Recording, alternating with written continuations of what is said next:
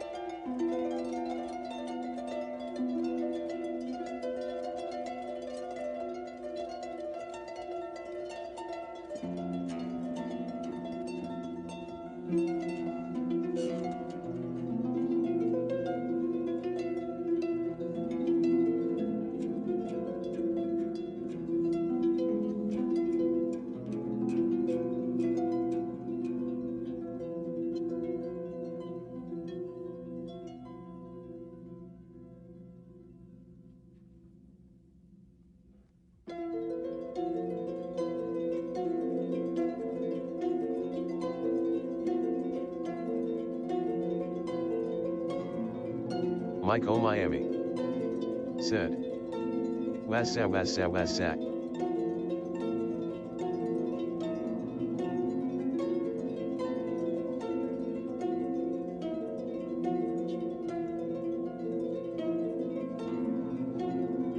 Okay, now this is it.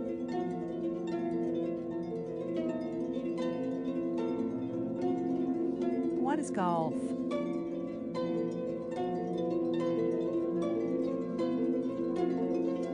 What is golf? What is golf?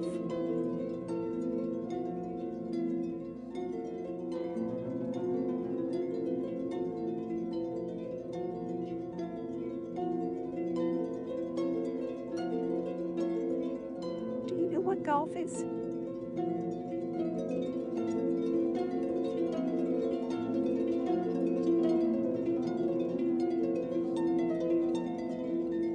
Does anyone know what golf is? Does anyone know what golf is? Ironic Onion. Said. Golf is a game involving many elements.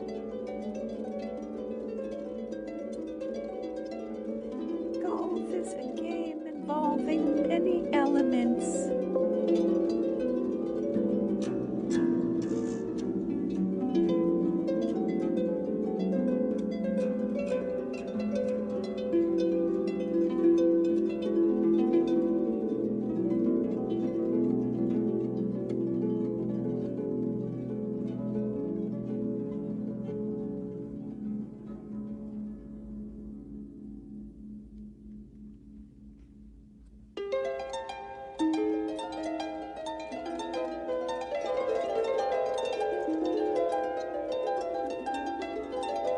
Mike O Miami. Said. Golf is a club and ball sport in which players use various clubs to hit balls into a series of holes on a course in as few strokes as possible. Golf.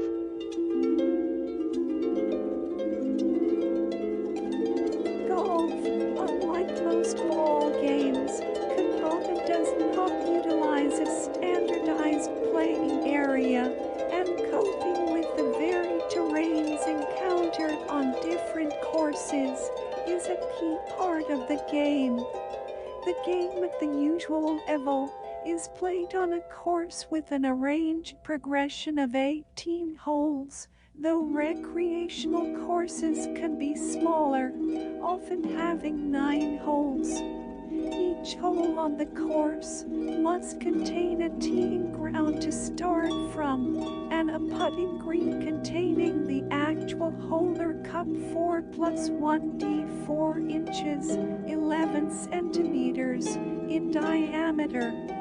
There are other standard forms of terrain in between, such as the fairway, Gregeson line long grass, said, bunkers, or I played sand golf for the first traps, time 2 and weeks ago. various hazards, Gregeson line water, rocks, said, but each hole I got on to a the end. course is unique in its specific layout and arrangement.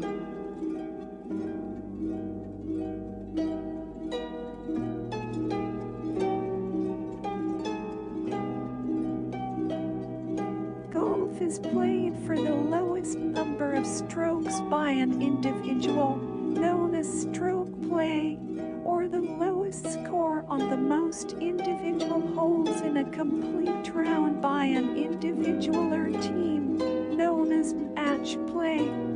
Stroke play is the most commonly seen format at all levels, but most especially at the elite level. The modern game of golf originated in 15th century Scotland. The 18-hole round was created at the Old Course at St Andrews in 1764. Golf's first major, and the world's oldest tournament in existence, is the Open Championship, also known as the British Open, which was first played in 1860 at the Prestwick Golf Club in Ayrshire, Scotland.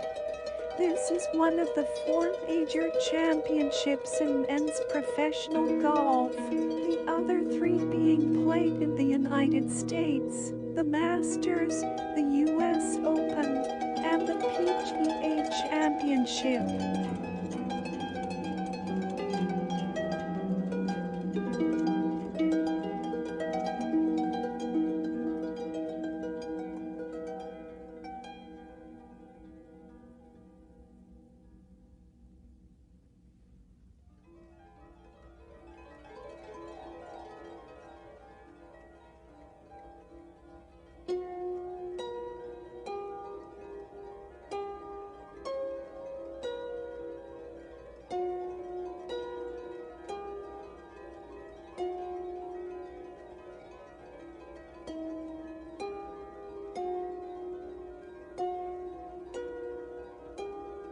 Today we are going to learn how to play golf with the master.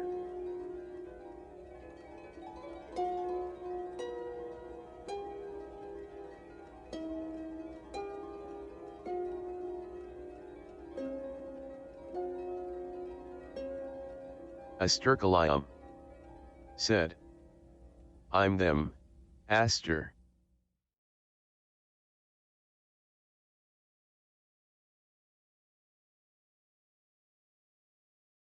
From thousands of hours of instruction, Danny Gray has compiled the drills that most effectively help golfers strike the ball better.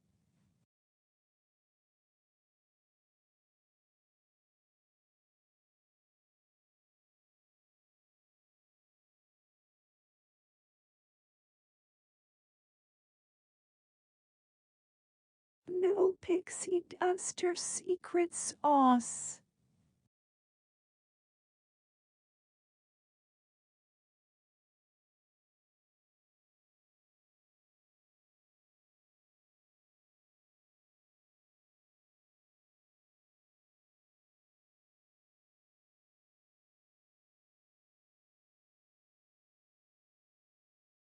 Just proven common sense exercises to better practice and better golf.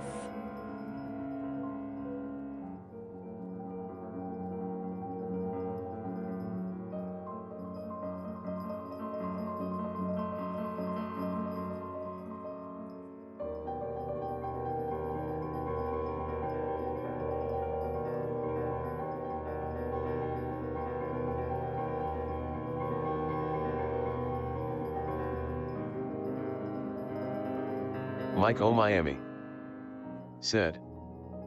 Golf stands for gentlemen only, ladies forbidden.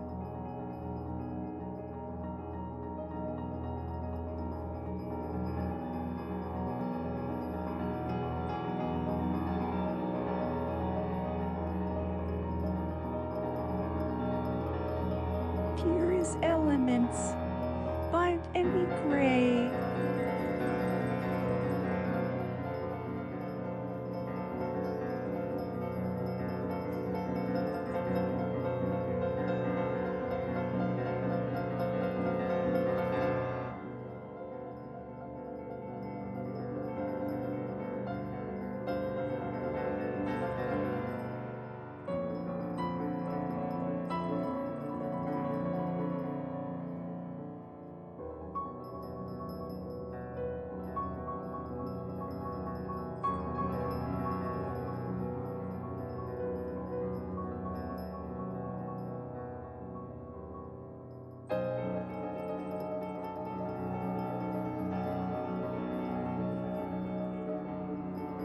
What are we going to learn first?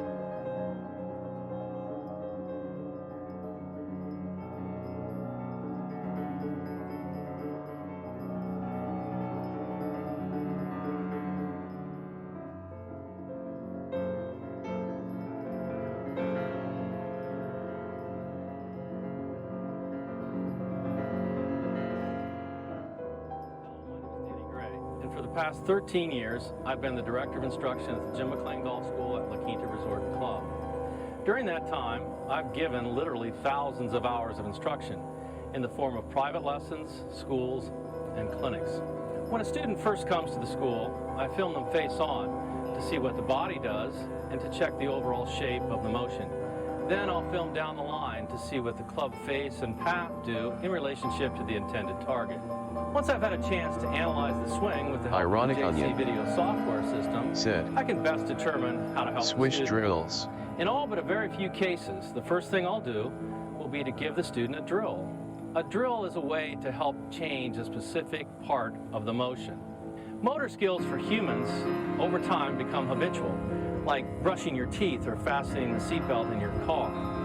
The brain nerve ending synapse fire a message to the muscle to move. After a period of time, those synapses become coated with a substance called myelin. Myelin makes that motion more efficient. Once you've swung the club in a certain way for a length of time, for better or for worse, you've probably formed a great brain to muscle communication. You see, I think drills work for two reasons. Number one, Pavlov was right. The ball becomes the stimulus and the swing becomes the response. Many of the drills that I use don't use a full swing. Some of them don't use a ball, and others still don't even use a club. That's intentional. I need to break the existing pattern down. The other reason I think that drills work is because I believe that environment affects behavior modification. See, I think there's a reason Betty Ford's not in Las Vegas. A drill then acts like a vacation or a change in environment. In the building block approach, Jim said to me, "Denny, I know you use a ton of drills." He's right, I do. I use drills because I've seen terrific results with the right drill at the right time. What you're about to watch is a compilation of the drills I use in private lessons and schools. I learned these drills from Jim himself or other members of our organization throughout the years. And some of them, I'm sorry to say, I can't even remember where I got.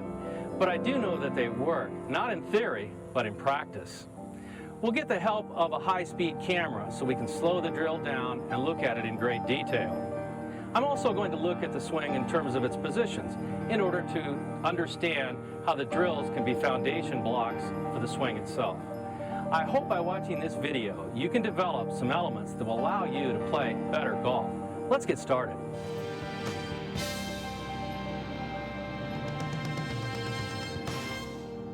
The body motion in golf is very similar to other sports. Like baseball, there's a load, shift, rotate, and hit. In tennis as well, there's a load, shift, rotate, and hit. Way back when they got tired of eating berries and wanted to kill the mammoth, they probably found the biggest guy in the village. He got a spear, he loaded, shifted, rotated, and threw. There's nothing new here. The physical motion in golf is the same but there's a difference. Ironic onion. The difference is that Said. the ball is stationary Pavlov beside us writes. and on the ground. Then we have 14 different clubs of different lengths, lie angles, and lofts. And for the most part, we're not moving before we start. While these things don't relieve us from the obligation to make an athletic motion, a dynamic motion, it does require that the angles we set up with, or the posture we take at address, and the airspace we move through during our pivot be more defined. I like to start off this segment by getting into a basic golf posture. The feet get wide enough so the insides of the feet are even with the outside of the hip. The right foot can be square or slightly turned out, the left foot turned out just a little bit more. I'm holding a club up here just to describe how my hips line up with the insides of my feet, and you can do this at home in front of a mirror. Now, there's a lot of different ways to teach address, but I've used a phrase over the years called 3 bends and a tilt. Basically, I have the students stand, get the weight evenly distributed, lock the legs. From the ball joints of the hips, take the pockets behind the heels. That would be the first bend. Then I would crack my knees to make the second one. The third one would be to tip my head just enough to see the ball. Not too far, but just enough to see where the ball is. And then I'm going to tilt my upper body a little bit back to the right. If I hang my arms down with the correct ball position, 3 bends I've got my and head a behind tilt. the ball, and I'm in a good athletic setup. I'll do it from this angle so you can see. First, the legs lock. Then from the ball joints, the pockets go behind the heels. Then I crack the knees. Be very careful here. I see a lot of people make this motion and sit back down. Not very athletic. Pockets back, release the knees, tip the cap or the head down to the ball, tilt your upper body back. You're in a good athletic posture.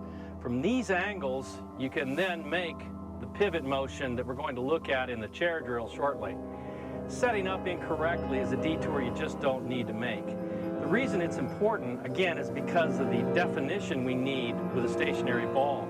That's why when you look at a baseball player, you'll never see 2 batters in the box the same way. But if you look at professional golfers, you'll see that there's a high degree of similarity in the way they set up. And guess what? Setting up correctly is very easy. You don't have to have a lot of athletic ability to do that. Just a mirror and understanding of what you need. Chair drill. As you can see, I've outlined my body here. I usually have a student from a dress position take the club and put it up over their shoulders. As you can see, I have a shaft outside my right leg, one on the ground inside my right foot, and the chair outside my left leg. What I'm going to do is describe and define the pivot motion. As I turn back, my goal is to get my shoulders to turn more than my hips. So the backswing position is where the hips turn and the shaft over my shoulders turns over the one on the ground. You notice when I do this that the right leg has stayed within the outline of the orange shaft. The right leg has also remained braced, but has certainly got the weight. My shoulders turn twice as much as my hips. The club on my shoulders points to a point about 7 or 8 feet out in front of me, not down to the ball, and certainly not to the horizon. That indicates that my shoulders have turned at right angles to my spine. You can also notice when I do the backswing that I come away from the chair a little bit. Now the downswing starts, and I'll shift into the chair. It'll come off of 2 legs. I'll rotate all the way through onto my left foot, right toe. This motion is the basic body motion of the swing. It's a very simple motion to practice, and these outlining shafts and chair tell you you're moving through the right airspace. I think one of the things that people have a hard time understanding is the body doesn't need to move too fast or too far. It's like the inside of the windmill. It's the club that's moving a big distance. The body's moving over a very small distance.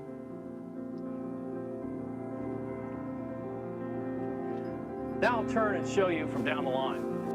From down the line, you can see that I've set my angles here, and here's the backswing, turning the shaft over my shoulders over the yellow shaft on the ground.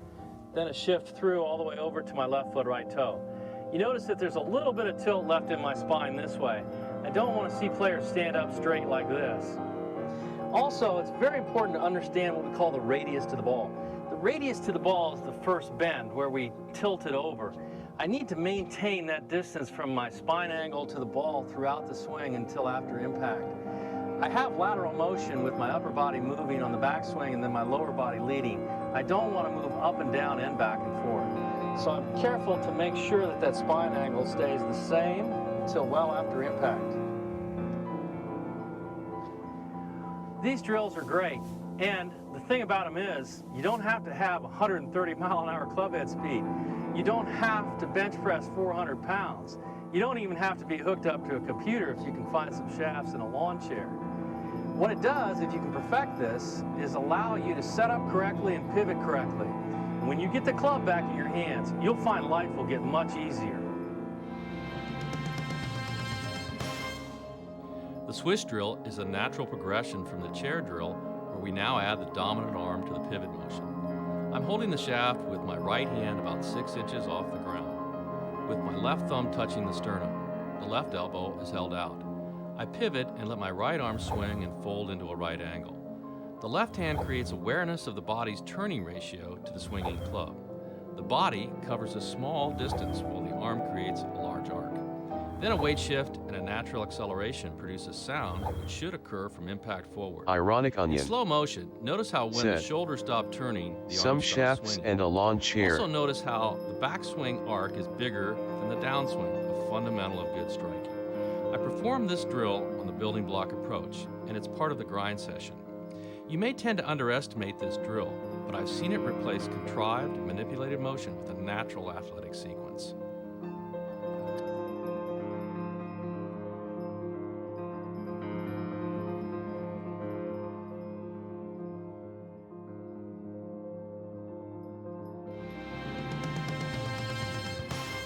The little ball drill. Now we add the lead arm. I'm holding a small ball with my thumbs touching. It's a simple pivot and the arms fold up over the right shoulder, a weight shift and the arms follow the body and swing up over the left shoulder. The two-tone ball creates a line representing the club face. In slow motion, you can see how the shoulders, arms, and body rotate to square the club. A great drill for students who try to square the club with a hand release. The chair, the swish, and the little ball. I love these movements because you can do them anywhere. Please don't assume they're only for beginners. I've seen them prove to be very effective with accomplished players. Sometimes the hardest things to understand are the least complicated.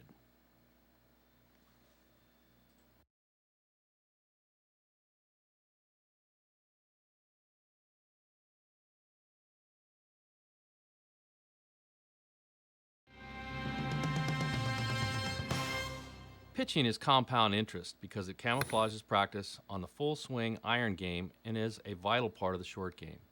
It's a mini swing without a weight shift. The backswing is always longer than the through swing. 3 different finish positions create 3 distances. Wedge 1 finishes with the club pointing to the ground. Wedge 2 to the horizon, and wedge 3 to the sky. Ironic the weight is onion. 60% on the front foot and stays Said. there. The grip pressure I must love be these light to allow the movements. club to hinge up. To make the ball spend more time in the air, you hit down on the back of the ball.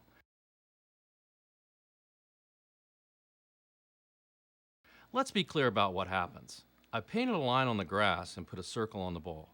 When the club hits the ball, it actually changes its shape.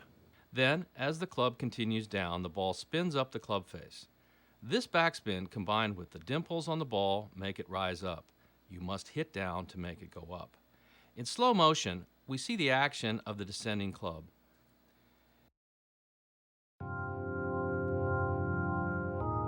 At impact, the left wrist is flat. Notice how after impact, the head comes up to allow the club to stay down. Resist the temptation to try and lift. Pitching is a legitimate 2-for-1 sale.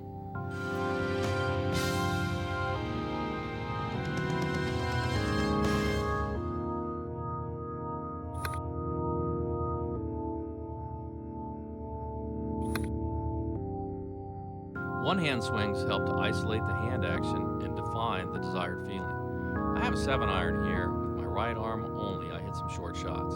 This motion gives a great opportunity to feel the face and path of the club, as well as a relaxed rhythm. In slow motion, the lazy nature of this drill shows. Now on to the left hand.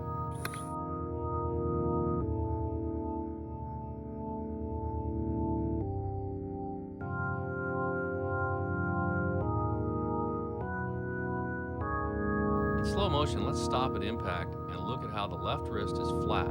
Not only a great feeling, but a must for solid contact.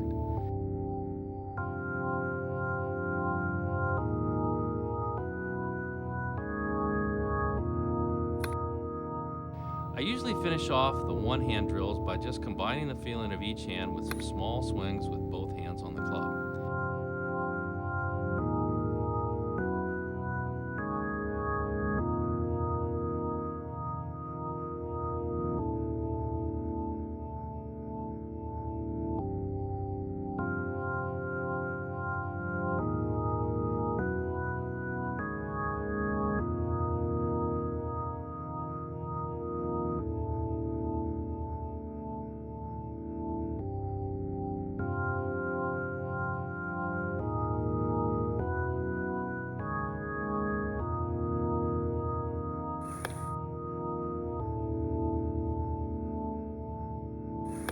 It might take some time to get comfortable with this, but it's well worth it.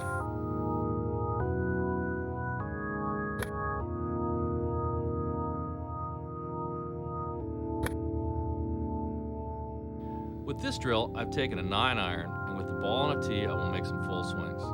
This drill is like the Swiss drill on steroids. It's one of the best ways to train the motion of the right arm. This is a problem area for many people. I don't try to hit it too far, I just want a relaxed motion. While you could talk on the cell phone during this drill, I wouldn't recommend it.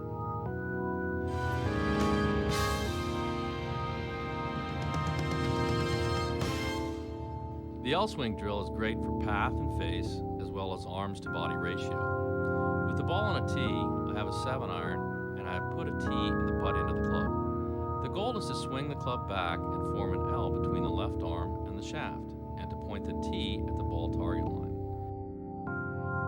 Then a weight shift and swing through and strike the ball. On the finish, you form an L with the right arm in the shaft and again point the tee to the ball target line. If your swing goes off, this is a great drill to get you back to neutral. From face on, you can see the arms stay in front of the turning body.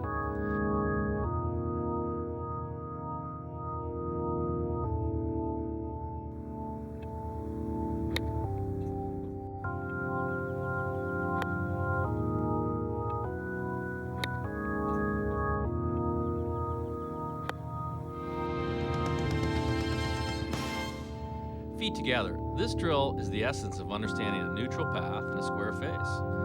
With the feet together, take a 3 fairway metal and put the ball on a tee. You make a half turn and let the club turn up on its plane and turn through and mirror the backswing motion on the finish.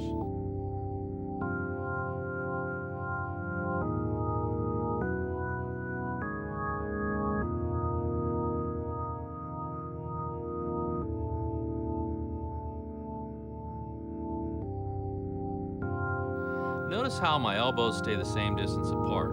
On the backswing, the right arm folds. On the through swing, the left arm folds to allow the right hand to turn over the left. If the face stays square to the arc of the swing, you should hit the ball dead straight. Overswinging here is a deal breaker because when your arms leave the body, all bets are off.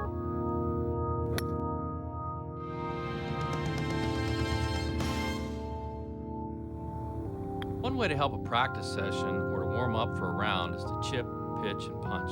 I take no more than a 7-iron and hit about 15 chips. Feet close together, ball back in the stance with no or little wrist motion. You notice here I'm using my putting grip. I just want to get a good feel for center face contact and hear a nice crisp sound. Easy start to feeling the bottom of the swing. Then I will hit about 15 pitches. Ball in the middle of my stance and hit some wedge twos. No weight shift, but I have added some wrist hinge on the backswing.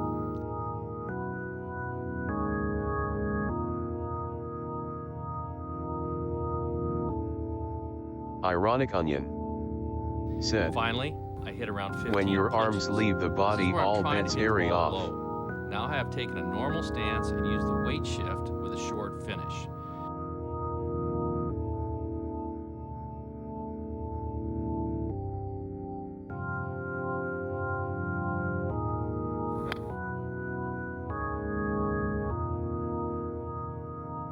By the way, this is not a good drill on mats.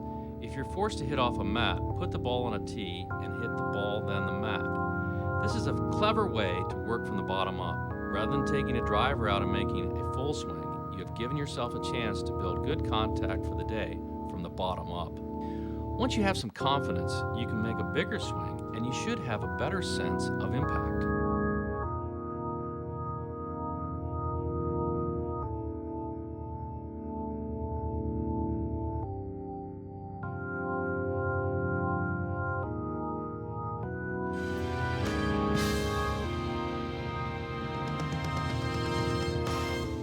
Teaching impact can be a tricky thing at times.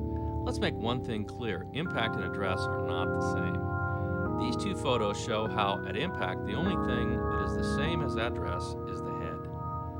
One of the things that has helped people over the years with impact is to get into a good impact position and start the swing from there.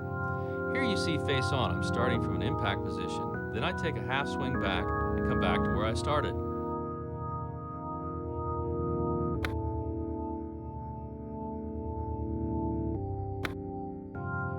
Here's a side-by-side comparison of the drill. As I take the club back and come back to impact, I'm simply returning to where I started.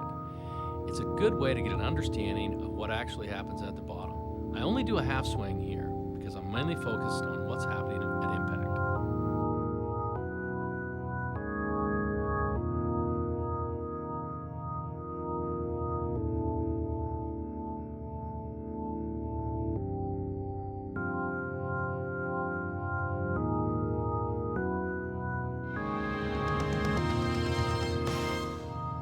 I know this drill will look funny to most people, but I can tell you, although it may look funny, it can work wonders.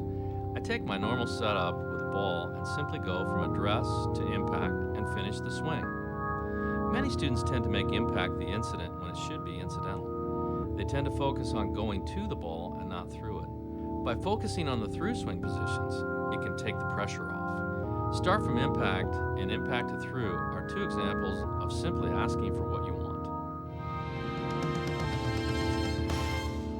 Many times, even though I'm a nice guy and I don't beat my dog, my best efforts to convince students to lead the club head through impact with the handle going first does not sell. The closed face punch is a great wake-up call. Here I have the student take a 7-iron and close the face, then take their normal grip. The object of the drill is to then hit the ball straight.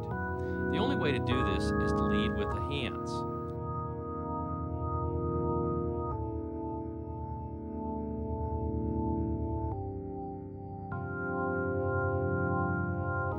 Here it is from down the line.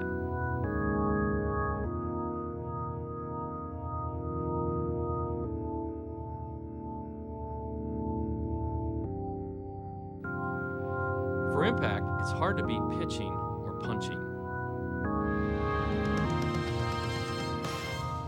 The grind session. This drill was named by Glenn Farnsworth, a teacher at the Jim McLean Golf School in Miami at Doral.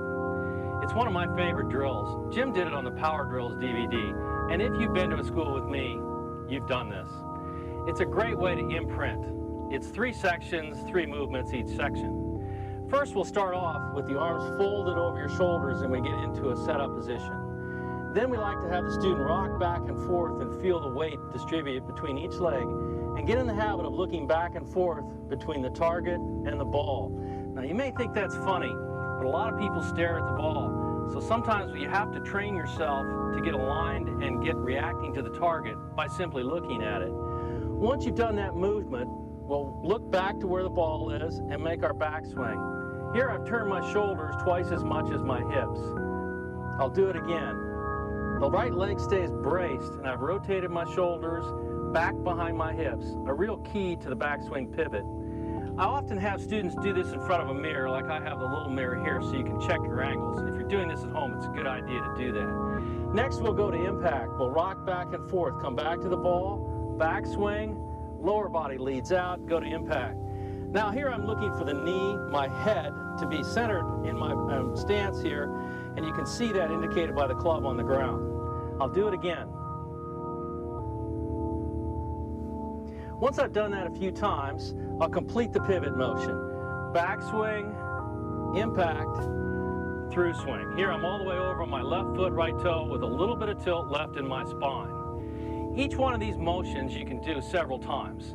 And as many times as it takes, go ahead and take it. You can do 5 or 6 of each. It's a good way to get started.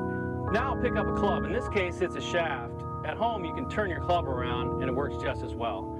I have my thumb and my sternum bone with the elbow pointed out. So I'm going to rock back and forth, go to the target, back to the ball, and go to my backswing position. I'll do that again.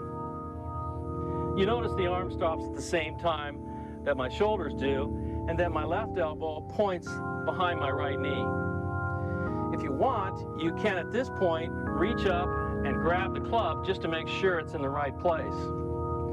You can also do another version of this by hooking this left arm above the elbow and swinging back. I do that for players who have trouble positioning the right elbow. That seems to help them get in a better position. Next, we'll go to impact. So I'll rock back and forth, look at the target, backswing, weight shift, impact. Now at impact, I can see that my right knee, right elbow, and head are right in the center of my body, indicated by the shaft on the ground. My left elbow is pointing parallel left to the target. That's a great aid and alignment for impact. A lot of people end up here at impact where their shoulders have opened up too much. So the elbow can be a real friend here. Let's do that again. You can also reach down with your left hand at this point if you desire, just to check that position. Now I'm going all the way through.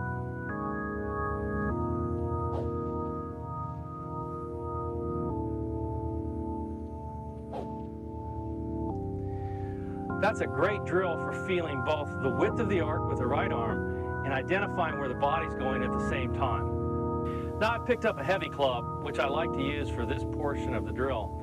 If I don't have a heavy club, sometimes I'll have the students grab 2 clubs. I like to have a heavy club to swing the club without tension and be real relaxed. We're going to do some little swings here. So I'll just grab the club, take my address, look back and forth between the ball and the target. Now I'm going to go to my backswing position at waist high. What I like to see here is a little space between the right arm and the body. It's a very nice, relaxed, easy move away with no tension. The weight's moving to the inside of the right foot. Now I'll shift the weight and go to impact. I can check my positions here to make sure that my impact angles are correct. Now I can do all 3 and complete these little swings. On the through swing, I like to see the butt end of the club be the same distance from the belt buckle it was at impact. The right hand turns over the left so I can see the left hand, and the left arm is connected to the body. One more time, here's a little swing.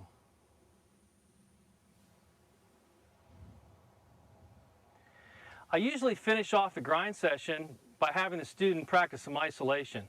What's isolation? Well, on the backswing, the shoulders need to outturn the hips. On the downswing, the hips lead the shoulders. For a lot of students who come to the school, they don't or haven't experienced that.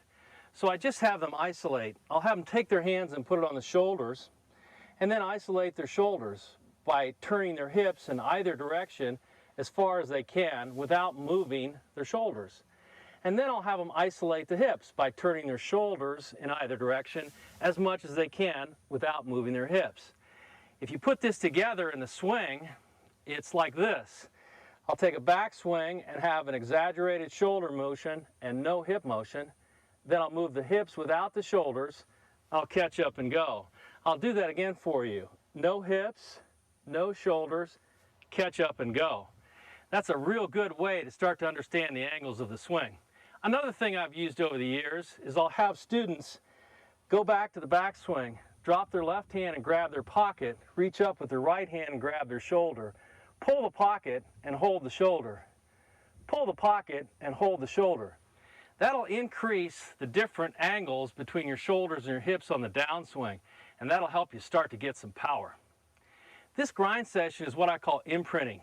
It allows you to practice at home things that you can do perfectly in front of a mirror. If you do this 3 or 4 times a week, it only takes you about 8 minutes a session. I think you'll find it'll really help you a lot.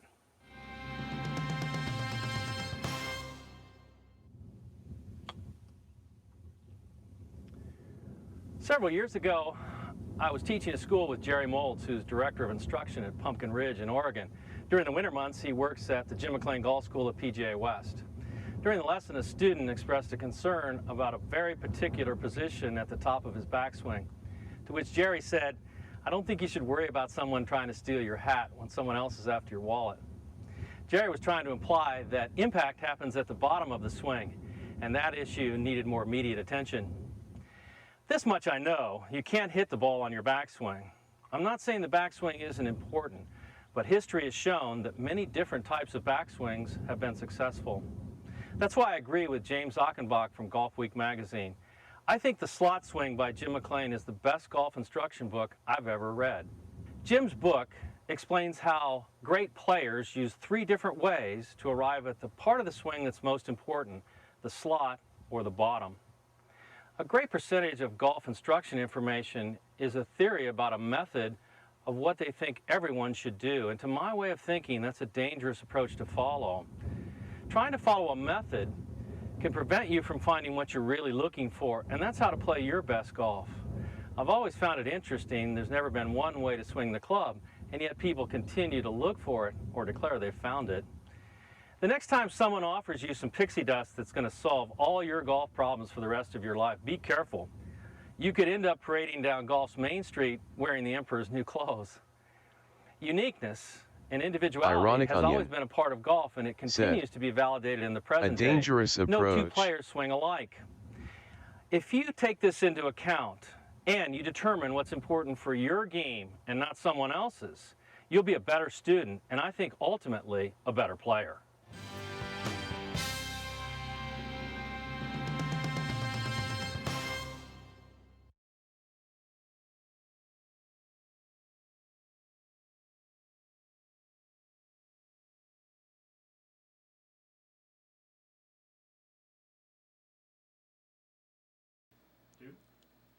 The step drill. The sequence of a swing at times is elusive to all players.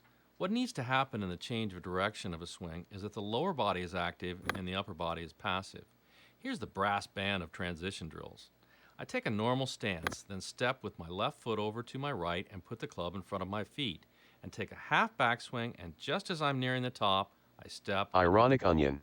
The key is not to Said. try to hit the ball too far. No Just two feel the lower players body swing moving alike. while the upper is still going back. Let your arms drop. It's just like skipping a rock across a lake.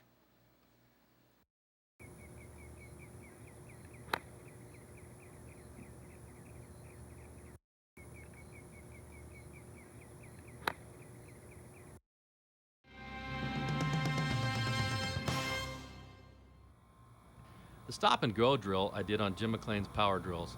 Another pattern breaker for chronic problems with the transition. You simply go to the top of the backswing, pause, then a smooth weight shift, and let the arms fall.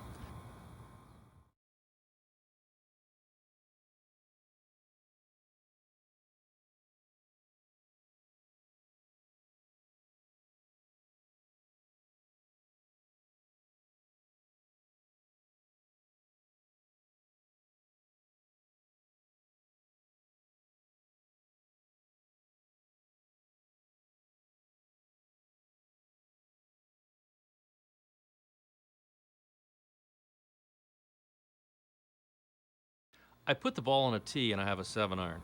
If you try to hit the ball too far, you can kill the objective of a smooth transition.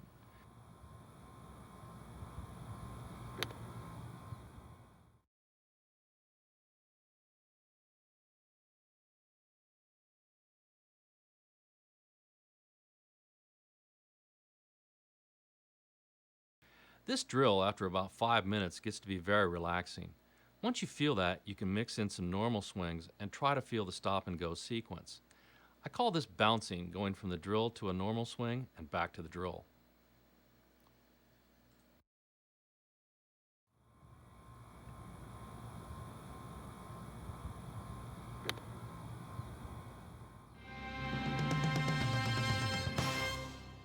The building block approach is an 8 DVD set where Jim McLean looks at 8 positions of the swing. It's based on Jim's critically acclaimed 8-step swing series. If you're trying to learn or understand golf, in my opinion, it's a must-have for your video library. In a school or private lesson, I often will reduce the 8 positions to 6 or 4, and sometimes just 2. Here I will look at 6 positions. I take students through positions because I believe it is a way to understand how the club and body work together and also to give them a format for checking the motion when the swing gets out of order. Understanding positions can help you create your own immune system. Let's look at 6 positions I use face on and down the line. Keep in mind these are general positions, not specific. There is no perfect swing. Position 1, the takeaway. Here I look for the arms and shoulders to have turned as one unit and the right arm to show some space from the body face on. Down the line, the club is not behind the hands or body and is parallel to the target line. The club face nearly at the same angle as the spine, no tension.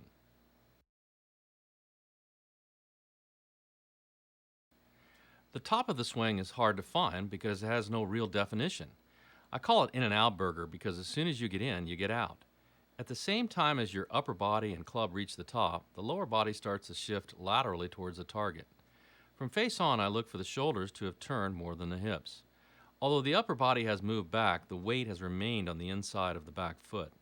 Down the line, the club sits between relatively level elbows and the right arm forms a right angle.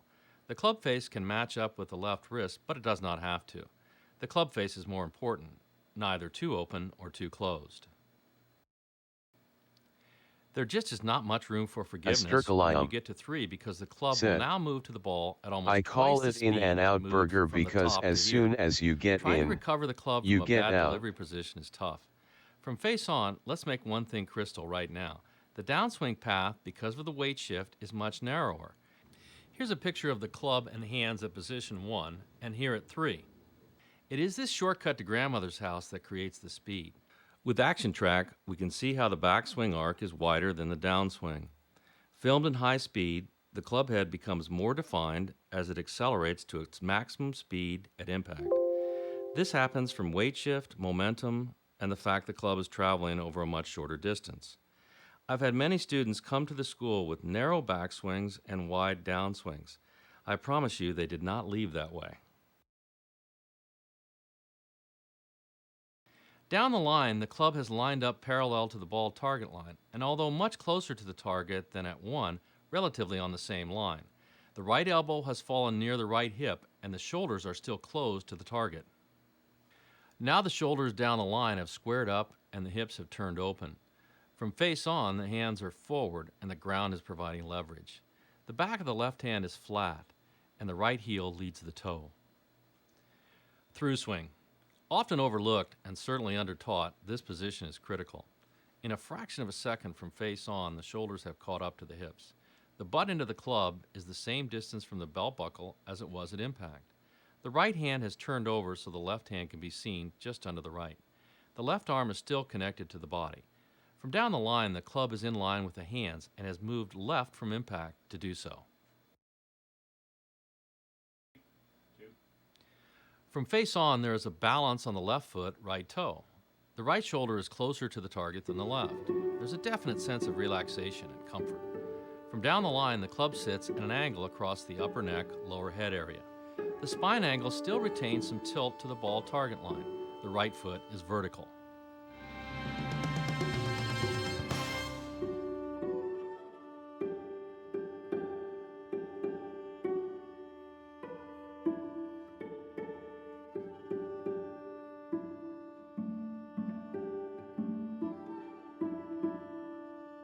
The finish is important for 3 main reasons. 1, it's a self-fulfilling prophecy. In other words, if you arrived in a specific place, you probably went through the right places to get there. 2, to swing without tension, it's a huge advantage to finish in balance. It's hard to stay relaxed if you're falling down. 3, having a definite finish line helps in the creation of an even rhythm, which is paramount to getting the acceleration in the right place, impact.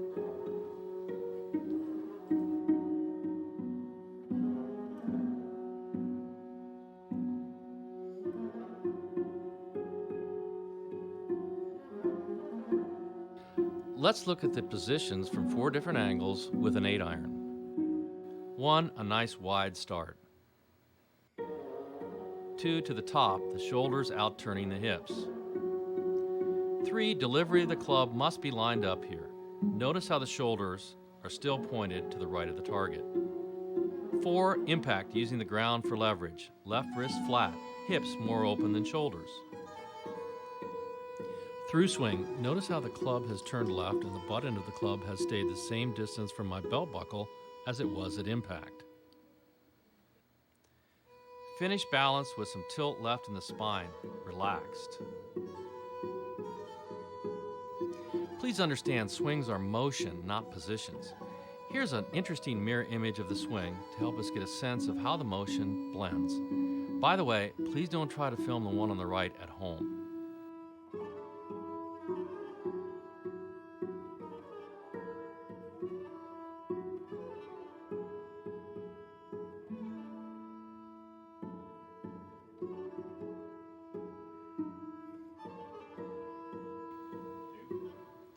Notice as the club reaches the top, the lower body has already started down.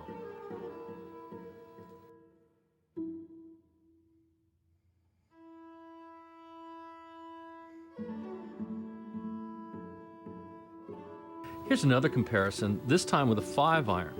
If we go from delivery down to impact, it's easy to see how the hips and shoulders rotate through the bottom of the swing, made possible by using the ground as leverage.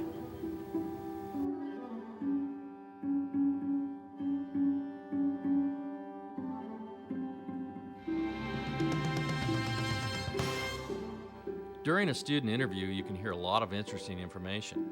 The one thing I always try to make sure the student knows is how the path and face of the club work. Let's use the JC Video software to look at the path and face. Here's a swing where I'm aiming at the tall palm in the distance.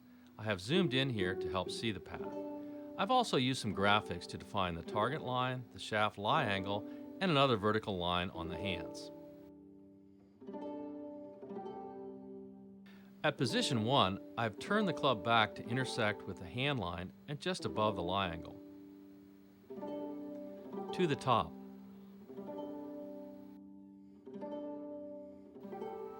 Now back to delivery. Notice how even though the club is much closer to the target, it has replaned itself and is parallel to the ball target line.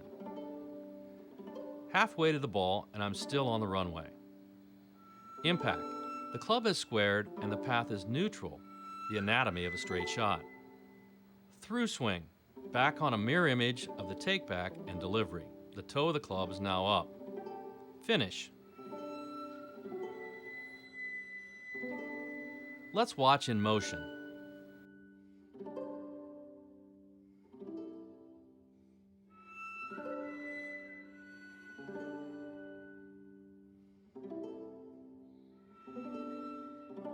Are these positions absolute? Definitely not. Trying to hit a ball straight is not really all that good of an idea. Most players use a shape one way or the other to make the swing more consistent and easier.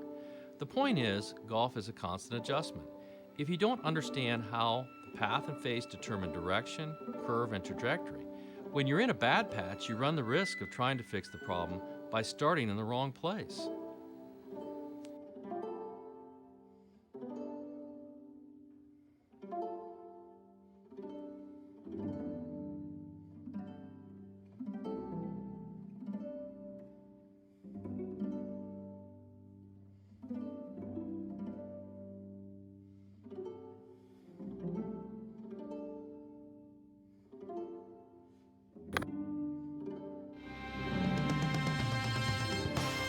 When students ask about the release of the club, their dialogue usually centers on the hands. While the hands play a part, I use this graphic to help describe what happens at the bottom of the swing. On the right is a down-the-line shot of the delivery position. I've drawn a green line on the shoulder angle and the angle of the hips. In the picture on the left, I've moved to impact. Here, I have drawn blue lines on the angles of the hips and the shoulders. The hips have continued to lead and turn ahead of the shoulders. Notice the shoulder angle at impact is very near to the angle the hips were during the delivery position, indicated by the middle lines of the 4. This shows that in a fraction of a second, the shoulders filled the angle of the turning hips to produce impact. The final picture shows at the through swing position, the shoulders have almost caught up to the hips. When you're trying to understand release, try to remember who's doing the heavy lifting.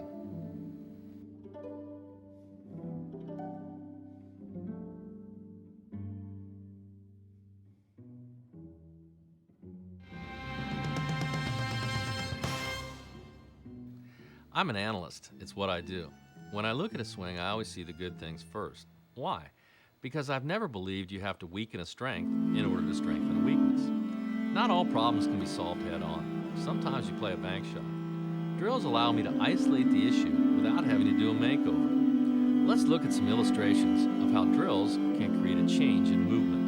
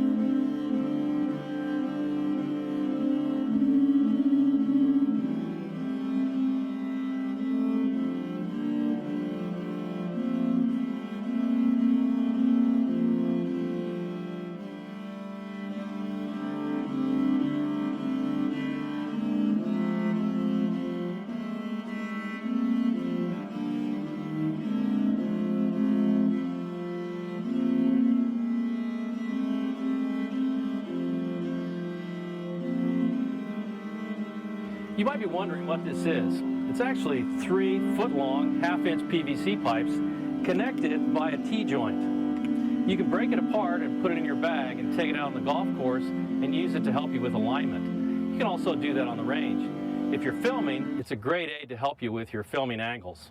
I learned this, like I learned a lot of other things about teaching golf, from Carl Welty. Carl Welty was the person who pioneered the use of video equipment in golf instruction.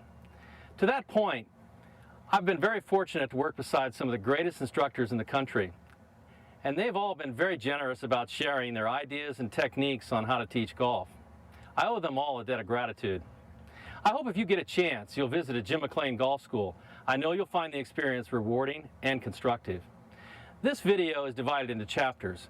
When you're having a problem with your swing, go to a specific drill, and hopefully that'll get you back on track. Thank you for watching, and good luck with your golf.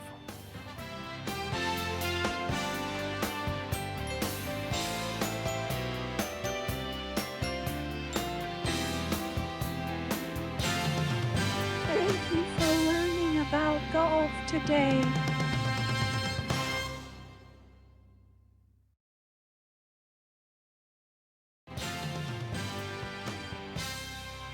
I feel like I have learned so much.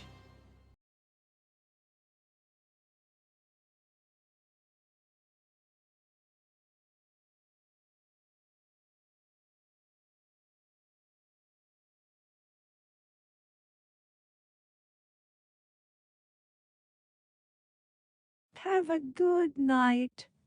We'll see you Sunday with another TGIS on Cable 2.